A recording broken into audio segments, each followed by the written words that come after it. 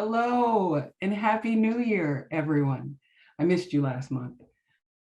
Omicron or Omarion, however you refer to this new variant, we were breakthrough, but we have overcome and we're here with you today.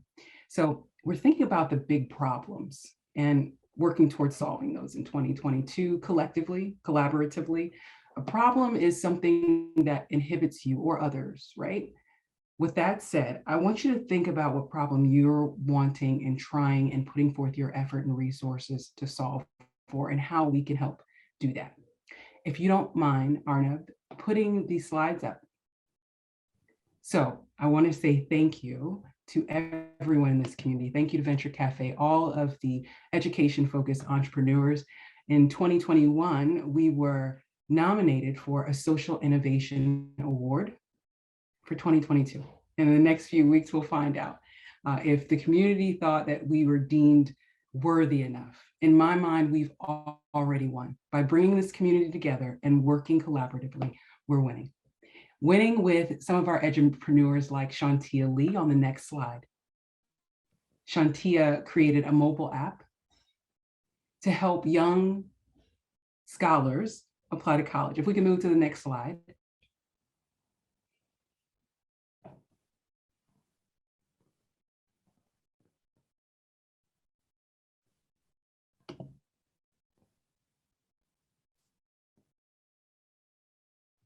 I'm sorry, it's showing, right? The slide? It's showing, not the next slide though. You're not in presentation mode. Oh, I'm sorry. I No worries. Sure. The edit function after this presentation, it works wonders. So the second slide, if you tap on that, it'll progress for you. Okay. There you go. All so right. she was recently, her story was recently shared in Black News. And then the next one, Elvin is another member of the Roundtable. Happy to share that Elvin has been granted a Rhodes Scholar Award, and he will be headed across the pond. So if you click on the third slide. And this is not visible when I click it? No, we're looking at your management screen. There you go. So Okay. Elvin and that did not work. No worries. He's the I'm founder. sorry, I don't know what's going on with my looks like it's presenting to a different screen on your computer. Yeah. That's my guess. No worries. We'll roll with your view. So here, Elvin was awarded a Rhodes Scholarship. And then the third slide, we have an event coming up with Dr. Jocelyn McDonald. She is the founder of Tech It Up, and she also works to integrate technology into school. So out in Texas, she has a Beats by Us event coming up, and she should be joining us this afternoon. I'd love for her to share more about this. So thank you for showing those slides. We can move forward so we can meet our presenters for today. So the Edupreneur Roundtable is a collection of what I am referring to as super friends. If you want to be a part of this community, we welcome you to come together, share, support, and move towards something greater. 2022, what's your mission? If you don't mind dropping that in the chat, what is your mission? What is your vision for 2022? We would love for you to share with us. I know in December, again, I was unable to join you, but I did watch the recording. And Lakeisha, I heard you. Keep talking to me, is what you said. Daniel, you asked us to hold you accountable this year. Roger that. And I also heard Ashley, our drone pilot, asked to be supported with the implementation and the execution of all the great ideas. She thought there were too many ideas and it's time to start to execute. I want to understand the best way that I can support you, the best way that I can rally the resources and the attention of others to support you. So Daniel, do you mind helping me out? I see some things in the chat. Will you share? Totally. Scroll back up. Working smarter, not harder, Angela. That's like a legit goal. Have Michael's looking forward to getting their prototype out to their first users. Jen is working on reimagining new systems together. Brian is working on enabling my peers to see a better Philadelphia and know it's possible. Did I say Brian B. Ross? Sorry, my bad. What else we got here? Woo, lots of them. Lakeisha, my mission is to be more public facing. I don't enjoy the spotlight, but I understand that I need to connect with others and expand my business. So true. Spotlight. Peter Russell, my mission for 2022, plan for spring, is to launch Kindling, a video-based online learning platform for young adults. What else we got? Jerome, think more out of the box and be more responsive, more positive. I need to work on that too, my friend. Jules released my first video game on PlayStation, Xbox, and Nintendo. Get it. Chris, demystifying biotech for students. Yes, please. More of that, right? More of that. Yes, please. So I love it. We're going to save the chat. And because you dropped it out there publicly, I'm going to reach out and see how we can support you. There's a lot of new faces in the room. I'm not going to call anyone out. I would rather you kind of self-identify. So at any time, feel free to raise your hand. You want to participate in the conversation. This is a roundtable. So I'd like to identify our stakeholder groups in the room. There are a few polling questions.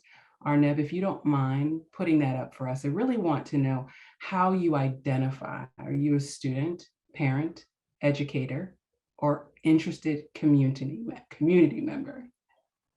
And I understand that sometimes these two can intersect. So what do you most closely align with? And we'll wait for these numbers to settle.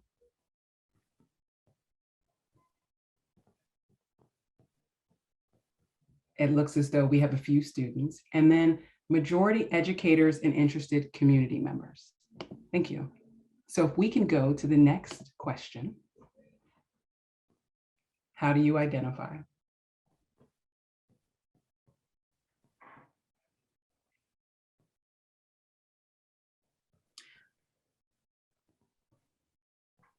Female, male, non-binary, or you can prefer not to say. Usually the females have it. Wait for a couple more. And it looks like the males got us this time, ladies. Moving on to the next question.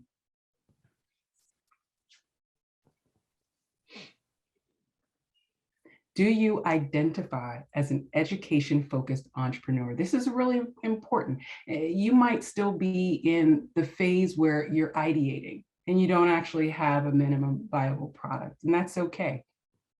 Living in the spirit of edupreneurship, it looks like we're 62% edupreneurs in the room. And so this last question for you is open-ended if you would like to share. Are we properly preparing to engage generations Alpha and Beta in meaningful learning experiences? I'm a Gen Xer myself. My children, not millennials, but they're Zs. So Alpha and Beta hasn't been named, but I'm just going to go with it cognitively.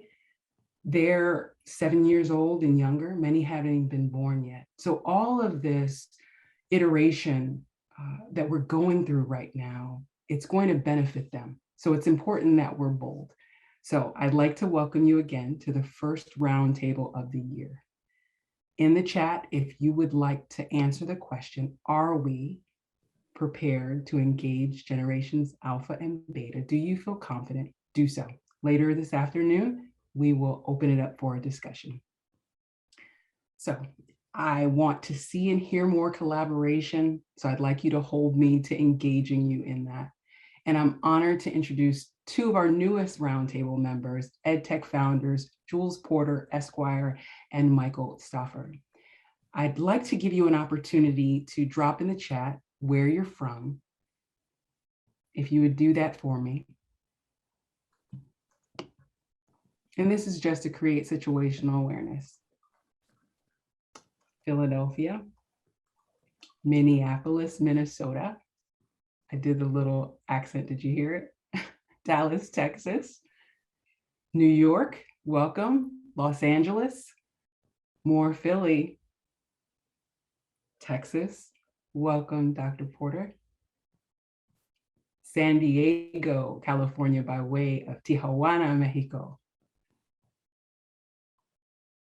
And of course, more Philly, more gritty Philly. So we named this first session of 2022, New Beginnings. Kind of feel like we need one. By 2030, Generation Alpha will have full access to immersive AR, XR experiences in K-12 education. So their high school graduation dates start in 2028. The oldest member of Generation Alpha, like I said, is currently 7 years old, 8 years old. It's projected by the year 2030, they will be prepared for individualized learning. And you might see next to me, this little blue head right here. This is an artificial intelligence named Moxie. And Moxie is designed to work one-on-one with a young person to develop social emotional skills. So our roundtable members today are going to talk to us about VR technology as well as video game design. First, I'd like to introduce you to Michael. Michael Stauffer. Neurodiversity is the topic that I engaged him on because we feel like it's an overlooked subset of the population that could be better supported in meaningful ways. I had to do a little research, and the best definition of neurodiversity that I could find came from John Elder Robinson, who has Asperger's syndrome. It's a form of autism that has him on the spectrum, and it has him low on the communications capability.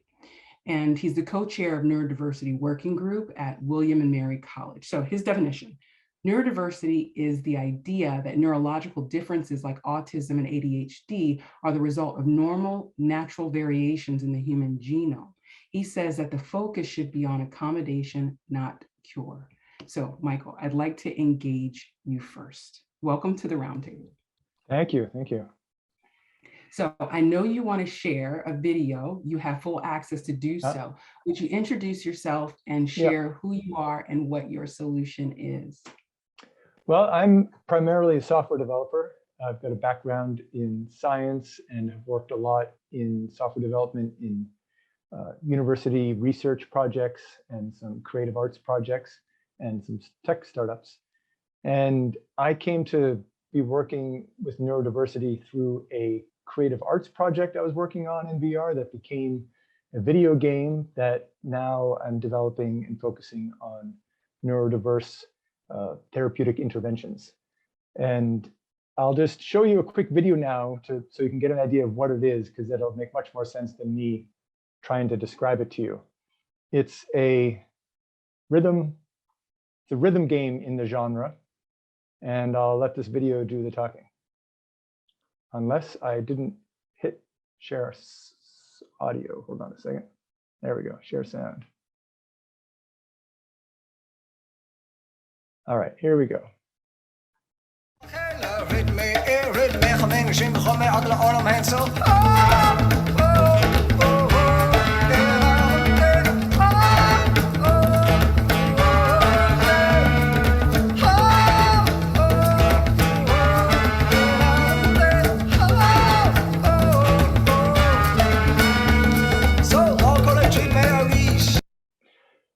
So that's just a quick view of the project. It's called Groove Catcher.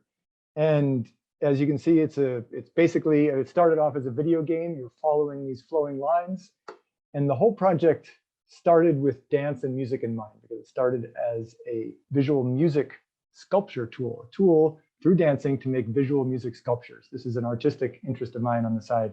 I should say on the side, amateur-wise, I'm a musician and a dancer, and I do a lot of dabble in different styles, do a lot of improv music and dance as well.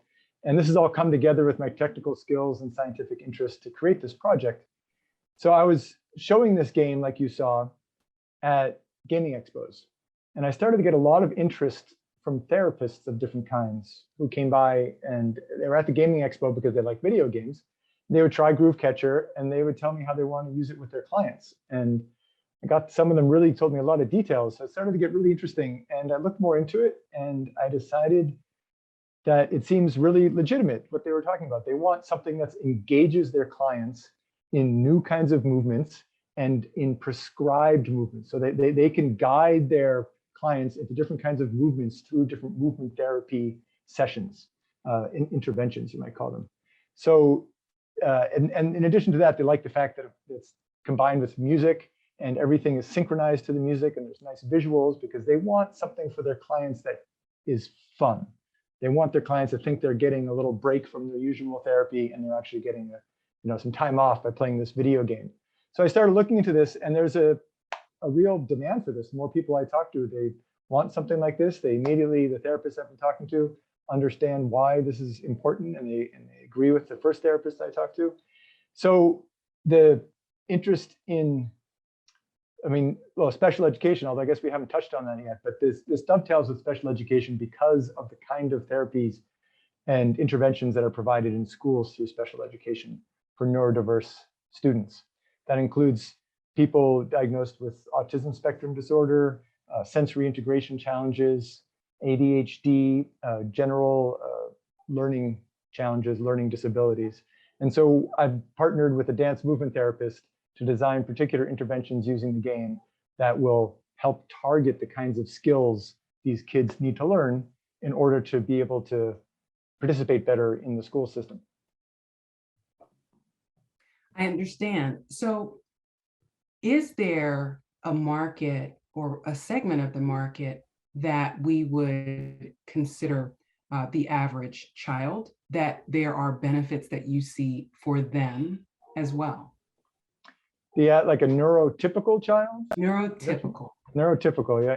So, well, I've had other people express interest in just a way to get kids moving, play a video game that's about moving. And someone asked me about using it in a weight loss program. And I don't know if you remember this, but 10, 20 years ago, there was a phase where a lot of schools, or at least some schools, were bringing in Dance Dance Revolution to their gym classes to get kids engaged in some kind of game that got them moving, but they used planning skills. It was I thought it was a great idea because some kids like my son, they're not interested in sports and athletics, but video games, they love that. So now I thought that was a really interesting goal with this. And I can see this happening in schools as well. I've chosen the neurodiverse therapeutics route because I think there's very few people, actually, I don't know of anyone working in particular with virtual reality and gaming and movement-based therapeutics for this population.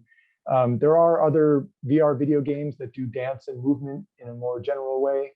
But I do see, if we can get into schools through the special education program, and I can talk to the music teacher to learn about music appreciation, I can talk to the gym teacher to look about exercise and different ways to move, I could see it then being used for neurotypical populations as well. Thank you. And there's a member here that would like to ask you about a use case or possible use case. Sure. Deborah, would you like to unmute your mic and ask? Thank you for the opportunity. Yeah, I was wondering, could this also be used in grief management or bereavement management for children? Oh, I hadn't thought of that. I should say I'm not a therapist. I'm married to a therapist, and I have in the dance music community, you meet lots of therapists of different kinds. So I would say I could see for a certain child or even adults, something like this might help from a dance movement therapy perspective. And I'm actually, going back to the origins of the project as a music sculpture creation tool, where you create the visuals from your dance. And you can also, in Groove Catcher, in the game part, you can also create your own levels very easily and share them with someone else. And that kind of expressive movement process is really interesting to dance movement therapists. So I'm partnering with Drexel University looking at this use, this music sculpture use in dementia patients, which have a lot of overlap actually with neurodiverse kids in the kinds of sensory integration neuromotor challenges they have. So they're looking at this from the dance movement therapy perspective. If we can get people moving in new ways and facilitate ways for them to move in expressive ways, then yes, I could imagine putting on a song that the client really likes, that makes them feel, it gets in touch with their sadness around, say, some bereavement. And then they can also use this tool to help them create a dance-based structure that then expresses this movement for them. And then they can watch that and they can share it with a group in virtual reality. They can share it with their therapist. They can take a video of it home and watch it and relive that kind of expressive experience. Yeah, why not? I think that could work from the dance movement therapy perspective. Thank you for explaining that. Sure. So Michael, what do you need from us? What do you need from the community, or what do you need from someone that may be watching the replay of this video? Well, I'm in this stage right now where I'm just about have my minimum viable product going.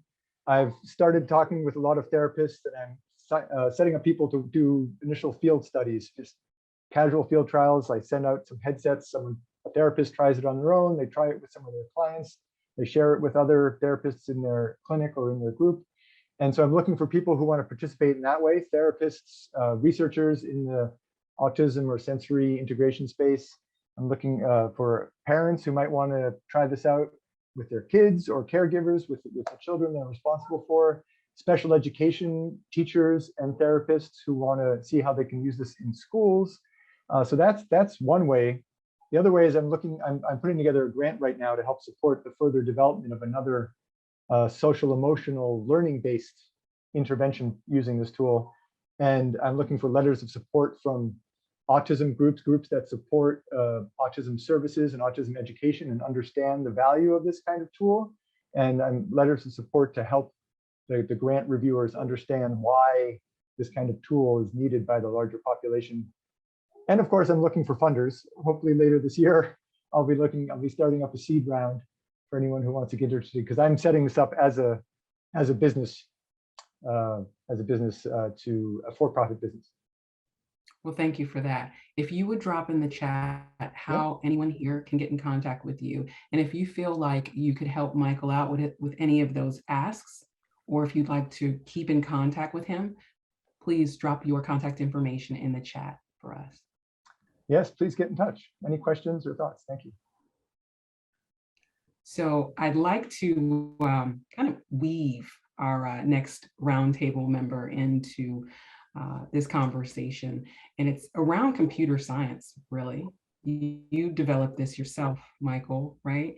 But there's a lot of software development that had to happen underlying. So 51% of US high schools offer foundational computer science 1. That's up from 47% last year. But the disparities in access, they still persist. That's with rural schools, urban schools, and schools with high percentages of economically disadvantaged students who continually, they're offered less computer science. So, Jules, if you don't mind unmuting, Jules Porter, Esquire. I don't think I could do you justice by sharing your background. So I would love for you to share with the roundtable who you are, what you're doing, what you're solving for. Awesome. And I have to say, thank you all so much for having me. And man, Michael, you're doing amazing, amazing work. That is awesome. I have a PowerPoint here that I'm going to use to kind of share my background and fun stuff like that. Let's see here. This morning, I had a keynote address for the Minnesota State Bar Association's new lawyer section, where we talked about finding your superpower and using law and technology to shape the future. So it was fun. So I'm using some slides from that because I thought it was so cool. So a lot of the characters that you see here are characters that I designed myself. So I'll start off with, I am a licensed attorney here in the great state of Minnesota. My focus is a lot on social justice and also on computer technology law, privacy law. Additionally, I make video games. So I'll tell you a little bit about myself. This is one of my awesome characters, Miss Billy. Here we go. Lawyer, video game developer. I'm also a proud Marine Corps veteran. And so this picture here was from a really fun photo shoot I did where I gave kind of an Afro-futuristic look. And so that's fun. And so a lot of my characters also kind of have an Afro-futuristic vibe to them. A little bit more about me. I have an aeronautics degree, with seminary theology degree. I have my law degree and my MBA from the University of St. Thomas here in the great state of Minnesota. My programming language is C++, and I use the Unreal Engine to develop my video games for the PlayStation, Xbox, and Nintendo. Very active in the community. I believe that in order to really, be a good advocate for the community, you need to be invested and involved in different aspects of the community. So I'm a part of the tech law section here of the Minnesota State Bar. I'm also on the board of the Minnesota Association of Black Lawyers. There's a really cool charter school here called Friendship Academy of Arts. They do such great stuff. I'm on their board, alumni board for the law school. We have this cool Minnesota, the MSP Esports Alliance, which is really, really great. I think a lot of people don't realize that more people watch esports than traditional sports. And a little bit before the show, I was sharing that we just sold out the US Bank Stadium, which is where the Minnesota Vikings play, for a really cool esports themed event. So it's really, really dope and much bigger than people think. All right, this is just, I got a lot of love here from the community because there's so much excitement around what I'm doing. So now you're asked, Jules, what are you doing? So let's get into it. So I started law school back in 2014. And as many of you probably remember, that's after right around the death of Mike Brown, who was killed in Ferguson, and the big uprising that occurred there. And I remember after Trayvon Martin was killed, that was before Mike Brown, I was sitting there feeling so powerless. I had a brother, he just graduated from Yale. He liked to wear hoodies. He liked to work on gospel rap music at night. So he would walk around. And I was like, what if somebody saw my brother in this hoodie on his way to his gospel rap meeting and thought he was some kind of, thug or something like that and decided to follow him, stalk him, kill him, right? What kind of justice would I get? What kind of justice would my family have? And I just felt so powerless knowing that, my family could be killed and nothing would be done about it. And I actually watched a TED Talk, and there was a TED Talk by Dr. Atika Tyner, who was faculty at the University of St. Thomas School of Law. And she said in that TED Talk that the law is the language of power. And that really, really resonated with me. And that got me to start studying for the LSAT and to eventually go to law school. And so while I was in law school, that's when we had the big uprising in Ferguson. And then right when I was in my first semester studying for our final exams, they released the grand jury transcripts of the Ferguson trial of Darren Wilson, former officer Darren Wilson. And in those transcripts, he said to the grand jury, and there are people who this comment resonated with them, which is that before he shot the teenager Mike Brown looked like a demon. And that really stood out to me. So here I am in law school, right? All about holding people accountable, holding officers accountable, changing laws, just to ensure we have that. But the starting point isn't even that we're all human beings worthy of dignity and respect. In some people's minds, the starting point was Black people are scary, they're monsters, they're thugs, they're drug dealers. And I was like, all right, I need to sit back and reevaluate what I can most do with my skills and talents and my passions to really help at the source of this issue. So one of my favorite things, I'm a huge video gamer. I've been a video gamer my entire life, since the days of Super Mario, back when the Super Mario 2, when Princess Toadstool was Princess Toadstool instead of Princess Peach. Anyway, and so the issue with the video game industry is I realized, man, we're depicted as gangsters, mobsters, drug dealers, prostitutes.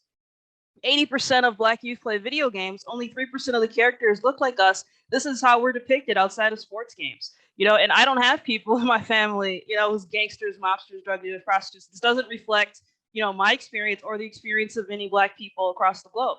And the thing is, right, these are the images. These games are 60 to 100 hours. These are the images that our kids are being bombarded with. And not just the kids in our community, not just my nephew who's 13, who doesn't have a hero that he can play as in his games, but also kids outside of our community, right, are now saying, hey, Black people, gangsters, mobsters, drug dealers, prostitutes. And that image is being replayed to them time and time again. right? And so now it kind of makes more sense as they grow up, right? They become a police officer. They see this Black person doing something. They become afraid because they're conditioned in our mind to see us this particular way. And that needs to change. The other issue in the video game industry is over sexualization. So I'm a Marine Corps veteran. I would never go into combat half naked. However, in the video game industry, that is constantly how we are depicted, basically as the sex objects of the video game. Even Wonder Woman, who I love, I would never dress as Wonder Woman and do any. I'd be like Batman here. You see how he looks just confused, right? That would be me. So I was like, how can I really go in and address these problems? But also, let's look at why these problems even exist in the first place, right? And just looking here in Minnesota, and it's the same story in Philadelphia. It's the same story across the United States. Vast education disparities, vast economic disparities. Here in Minnesota, a median income for a Black family of 4 is $31,000 a year, right? But for a white family, it's $83,000 a year for a family of 4, right? And when we look at these educational disparities specifically, here in the state of Minnesota, there was a huge study that was done on our education system, and they found, man, kids of all ethnicities are equally excited about STEM, but Black and brown kids are the least equipped in the state of Minnesota to be successful in a college STEM courses or in a STEM career, right? And also in Minnesota, we lag behind the nation on science instructions that kids receive in elementary school, right? And then we look at the stats and we see, man, in the video game industry, less than 3% of the entire industry are Black, brown, or Native. Less than 25% are women. And when it comes to programmers, less than 5% of video game programmers are women. When you go into the C-suites, the executives, right, they don't even keep stats for how many Black and brown folks are in the executive suites. And I think for women, it's less than 3%, right? So these are some issues. We have to give our kids confidence and competency to really go out there, because STEM really is, and technology really is where the future is, and we don't want them to get left behind.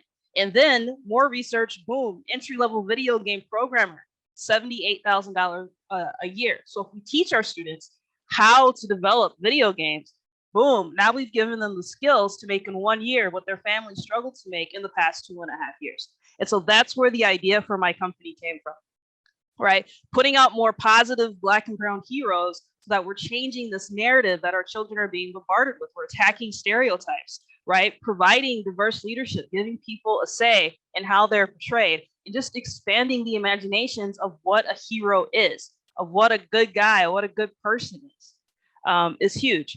And so part of my company is for profit. We're a Minnesota Public Benefit Corporation. The other part of my company is nonprofit. And so that's this work study program and my STEAM program. It's a 3-year program for 10th, 11th, and 12th graders, tuition free. The students learn everything from storyboarding, screenwriting, to 3D modeling, animation, C++, programming, the Unreal Development Engine, as well as Python, because I believe it's extremely important as we go more towards the metaverse, we go more towards AR and VR, that our students understand how to develop the metaverse, right? Instead of just being, right, an unwitting consumer within it and being left behind. So the program is project-based and it focuses on career readiness. We want our students, right, to be ready to work day one upon graduation, whether they want to work for IBM, whether they want to go into the video game industry, that they're ready to be successful. We also have apprenticeships, because I realize, hey, there's adults, right, that would have been a part of this program had they been students, right? But they have passion, they have drive, they just need experience, they just need a chance. So we have paid apprenticeship programs as well. So my goal is, in a few years after I release my game this year, I go into high schools and middle schools, talk to students, and I ask them, can you name a Black female superhero besides Storm? And they just start naming off my characters. You know, that will be absolutely amazing. So I'm gonna stop sharing right there. Whoops. Boom. And just kind of see what kind of questions. Amazing. Well, obviously we need to know the names of the characters. Like we need to answer the test. Yeah, absolutely. I mean, we got one Miss Billy. So that was the Black woman with the blue hair, right? She's the Mississippi Supersonic. So I was like, man, why don't they give women super speed? Like, we have to do all of this. Okay, we have careers, right? We're supposed to take care of some kids, cook this, cook that. right? We are the ones who need super speed for all the stuff we do. And then let alone if kids are in sports or whatever, it's a lot. Then we have Juan Uku. So she's like the infinite tree. She's awesome. I probably should have put the pictures back up, but whatever. Yeah, the characters are fun. Each of them have a story. And the goal is that each of the characters, there's 20 characters in my first game, and the characters depict ethnicities from around the globe. So when the game launches globally, everybody has a character that looks like them, that they can relate to, that they can see a little bit of themselves in. But also, you know, going against some of these stereotypes, like not every Asian person knows Kung Fu, okay? So my Japanese character is a baseball player. Baseball is huge in Japan. I don't know why they put more of that out there. And I have a female fighter pilot from Thailand, which is really cool as a character.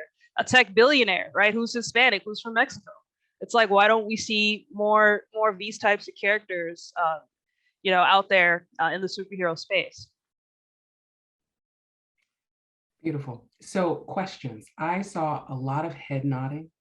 There was a message in the chat, Dr. Porter.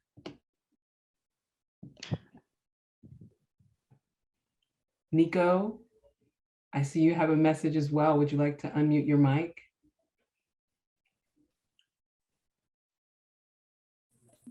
Hey, first of all, I mean, really great story from both presenters that we've seen so far. Big shout out to Jules. I see the work that you're doing, and I think we come from a similar path in the wanting to help others see themselves as they play these games in more positive light.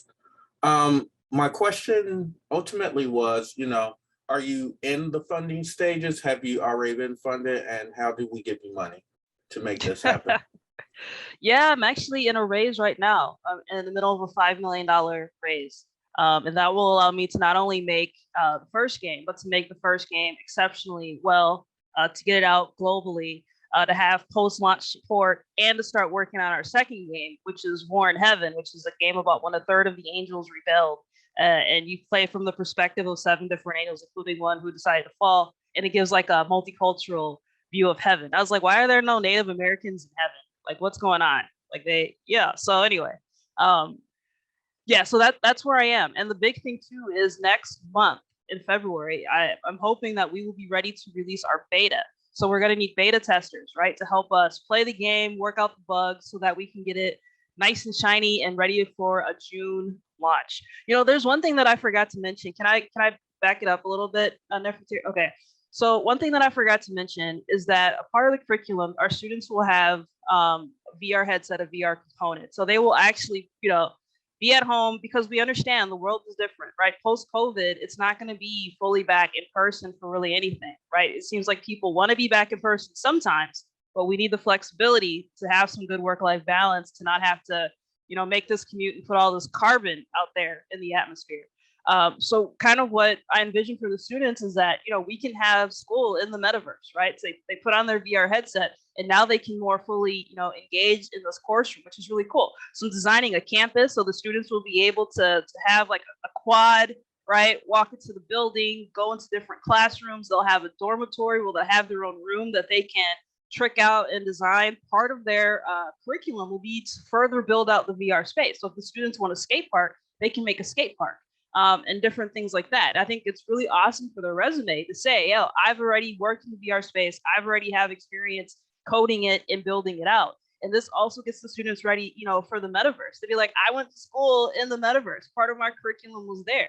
And I just think that it really is the way of the future. When we look at Generation Alpha and where they're going to be, it's not going to be huge, clunky, you know, VR headset. It's going to be something more similar to Google Glasses, right?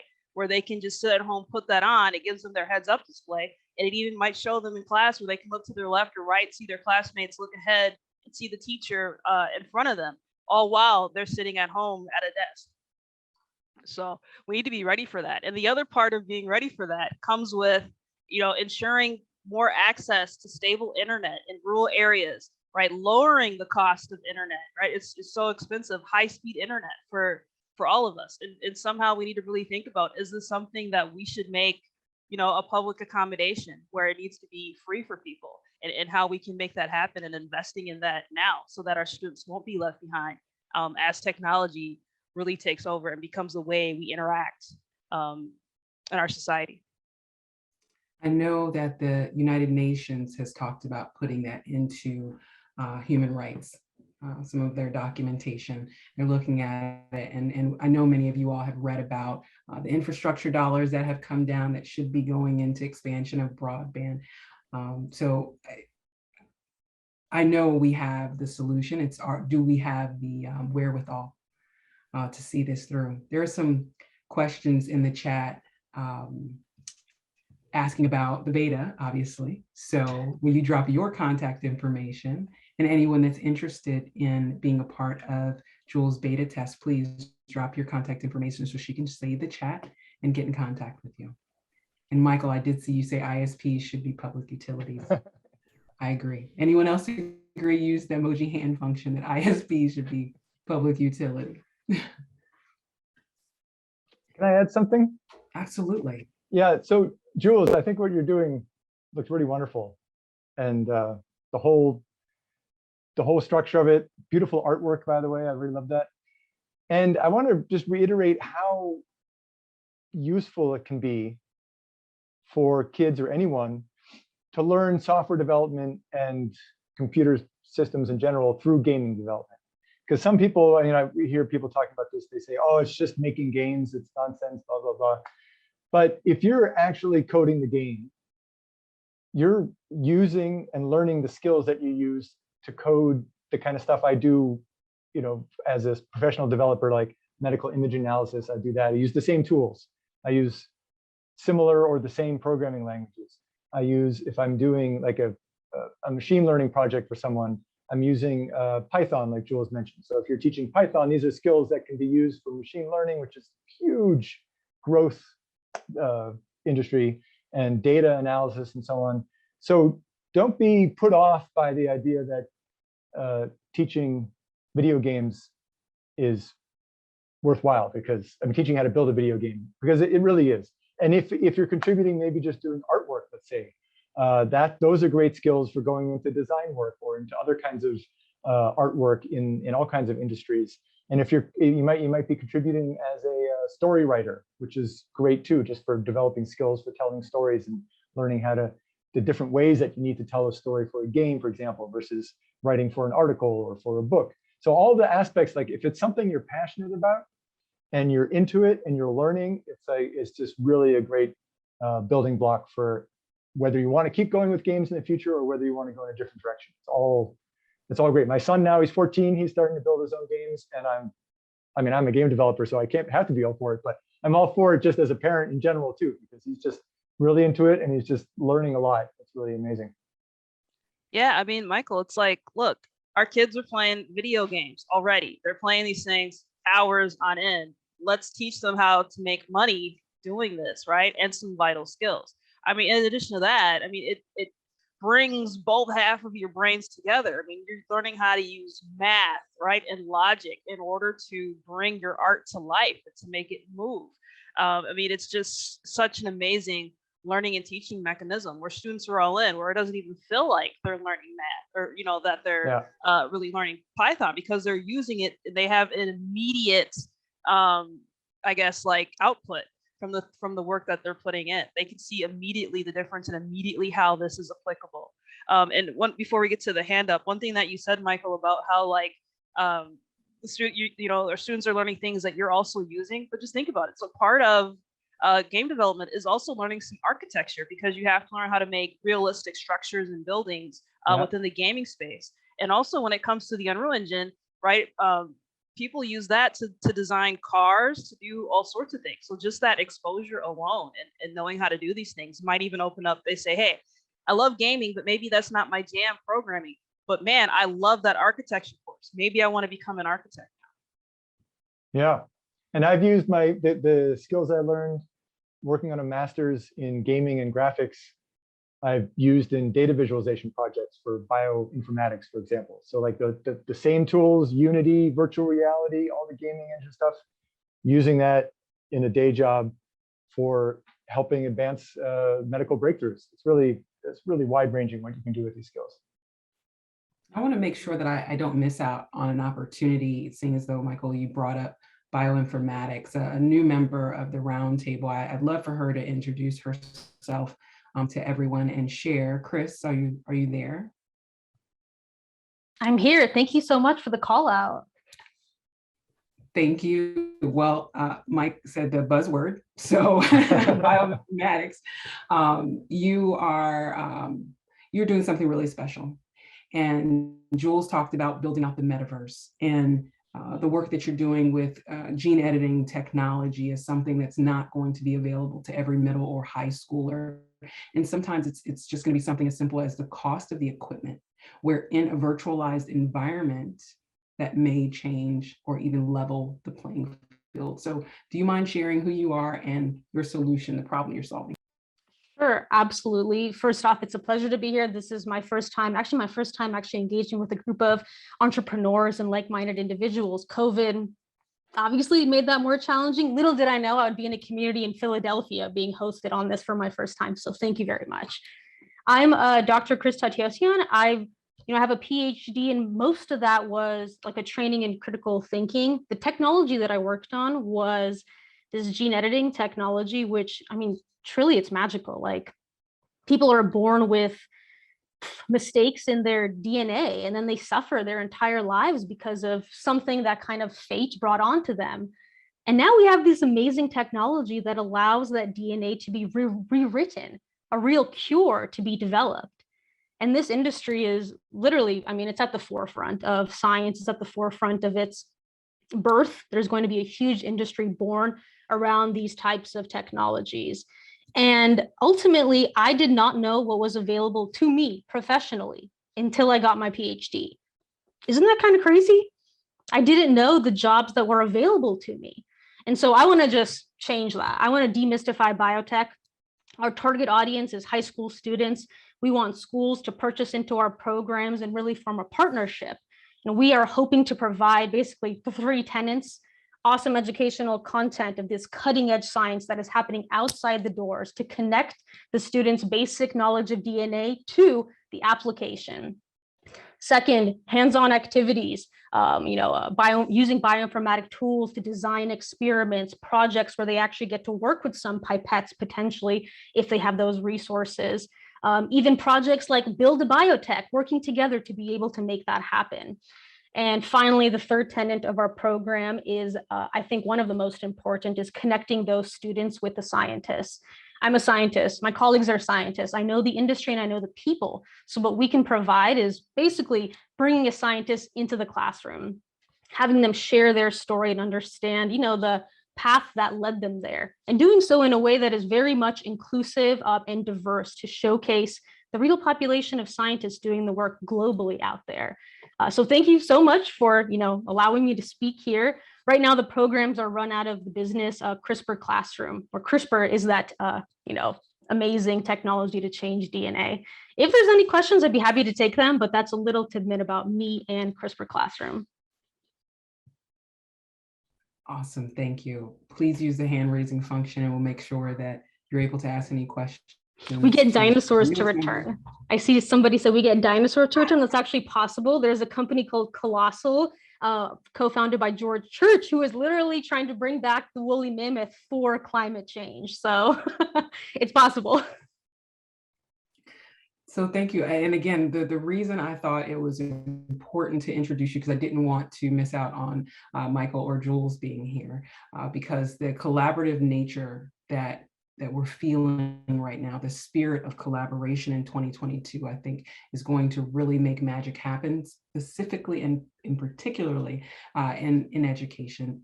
Nico, you had your hand up, and then B-Ra, I know you wanted to share. Really quick question. So short experience in molecular biology and applied physics. And that took me down a rabbit hole where there's a movement that's still in existence, but it's a little bit more mature, where people were actually utilizing CRISPR technologies to modify their own genetics at home. So are you familiar with that? And do you get questions along that line? Like I think they call themselves the hackers and bio sapiens and things like that.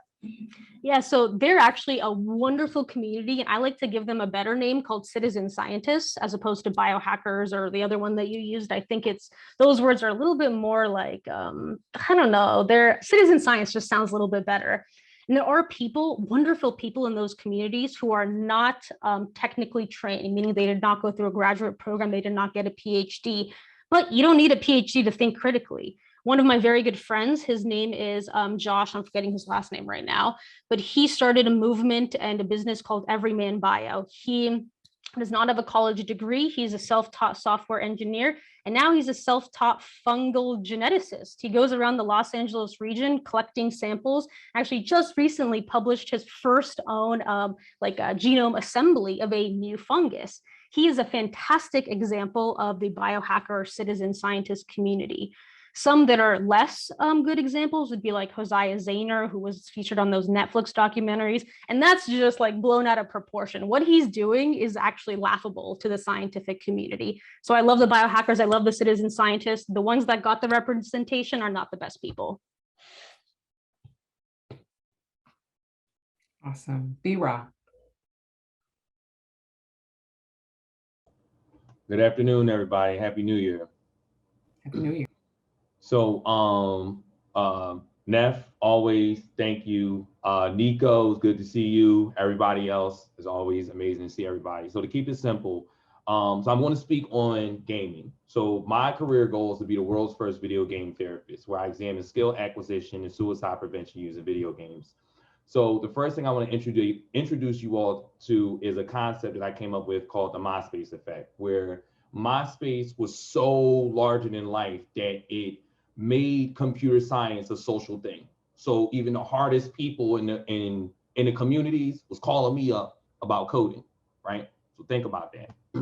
Now we move forward after that, and we're in this ecosystem where everybody is gaming. Grandparents are gaming, young people are gaming. And I look at me as a case study of how do I process? How do I understand? How do I strategize? How do I persevere? How do I develop fortitude? How do I deal with a problem? And I very much believe that video games contain not only just therapeutic skills, but just skills in general that can essentially make the user better. So if you talk about a fighting game and you look at a fighting game, right? And you talk about something that they call a one touch of death, where it's basically you touch a character, you deplete their health bar. It's the same thing as doing a math problem, because that's what it is. A combo is just another word for algorithm, which is another word for formula. So if we can take these terminologies and things that young people are seeing in game and show them how to use them outside of that game, then my belief is that we can enhance each and every young person, because it's not like they're not practicing the skills, right? They're just not being extracted from them. They're not being shown where these skills can be amplified and magnified.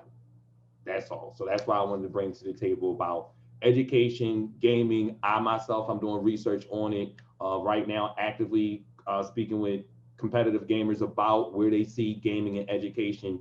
And I think all the work that we're doing, not just myself, but everyone here, is phenomenal, because I believe when we move forward in this next year of pandemic learning, I think gaming needs to be at the forefront, because that can be the mechanism that we use to show young people that you all can survive and continue to persevere during this time of COVID learning. Thank you. Michael, I see you have your hand raised. Do you want to share? All right, yes. Well, first off, B-Ra, I think that's great. Anything you can do with finding intersections between gaming and therapy and reaching people who might otherwise not be reached by therapies, I think that's wonderful. Chris, I raised my hand because Chris, I just wanted to say what you're talking about with the biotech education. It reminded me of a few years ago, I went to my old high school. I was visiting, it was up in Boston, I hadn't been there in a long time. And they had a new class there, crime scene lab. So it was a biology class. After you took your first year of biology, you got to take this class and you dove into all of the biology of crime scene labs, and, based on CSI, that kind of thing. I just thought that was a fantastic idea of way to engage kids and like, why does this actually matter, or how does this actually play out in the real world? And so I think it's great what you're doing. I think there's a Yeah, lot. thank lot of you. And potential that there. stuck with you for decades, obviously. And fingers Yeah, crossed, yeah. that's what we're trying to do too. Yeah, great. So we'll close shortly. If there are any questions, please drop it in the chat and we will make sure that we get to it before we close the session. The amazing support team at Venture Cafe wanted to take a picture of everyone that's attending. So if you're okay with taking that picture, please leave your camera on. If you are not, you can turn your cameras off. And is someone going to give a countdown? So I have Moxie that's going to be in the picture too.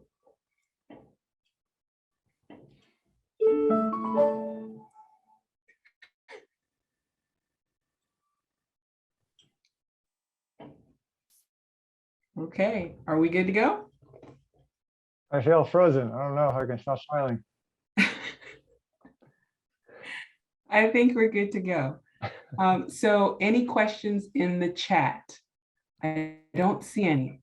So if all hearts and minds are cleared, the Edupreneur Roundtable, again, every month we come together. It's a virtual space born out of the realization that pre-K through 12 education is not currently equitably preparing our students for higher education and fourth industrial revolution careers. And we are here to change that. So because you're a problem solver that comes here and you don't focus on your solution, but a solution developed with the community that you serve, we invite you to join us in February. Thank you so much again for attending. Michael, Jules, thank you. Everyone that attends every month, we so appreciate it.